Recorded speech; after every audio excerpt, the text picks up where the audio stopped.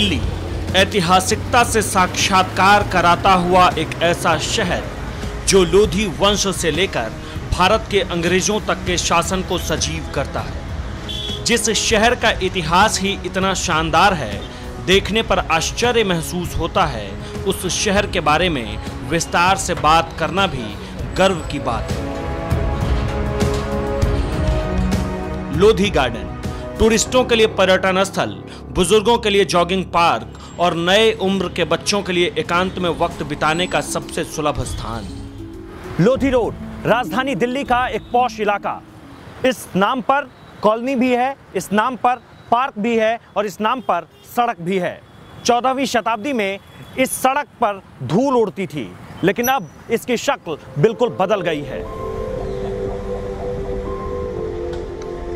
इस सड़क पर जब आप आगे बढ़ेंगे तो इंडिया हैबिटेट सेंटर है, फिर उसके आगे इंडिया इस्लामिक कल्चरल सेंटर। ये सड़क आगे जाकर मथुरा रोड से मिलती है। लोधी रोड का इतिहास ये बताता है कि इस इलाके को पहले बिल्कुल तवज्जो नहीं दी जाती थी, लेकिन समय का पहिया जैसे ही घूमा सब कुछ बदल गया। लोधी रोड, लोधी कॉलोनी एक पॉश इलाके का नाम है। साथ में लोधी गार्डन भी आपको दिल्ली में होने का एहसास कराता है। लोधी गार्डन को दिल्ली का वनस्पत हृदय कहते हैं। यह पूरा पार्क 90 एकड़ में फैला हुआ है, जिसमें 200 से अधिक प्रजातियों के 7000 से ज्यादा पेड़ हैं और चिड़ियों की 50 किस्में यहां रहती हैं। लोधी रोड 14वीं शताब्दी के एक सड़क का मॉडिफाई वर्जन है। इस मार्ग को हमेशा विभाजन रेखा की तरह इस्तेमाल किया गया। राजा महाराजाओं के जमाने में बाहर से आने वाली सेनाओं के लिए यह इलाका हमेशा एक पड़ाव रहा, लेकिन इसके इतिहास को जानने वाले ये जानते होंगे कि लोधी वंश की वजह से इस गार्डन में बहुत कुछ हेर-फेर होता रहा। लोधी गार्डन में मकबरा अल्लाउद्दीन ने मोहम्मद शाह के लिए मकबरा बनाया था, उनकी श्रद्धांजलि में। इसे सन 1444 में बनवाया गया था। इसी गार्डन में सिकंदर लोधी का भी मकबरा है, जिसे इब्राहिम लोधी ने 1571 में बनवाया था।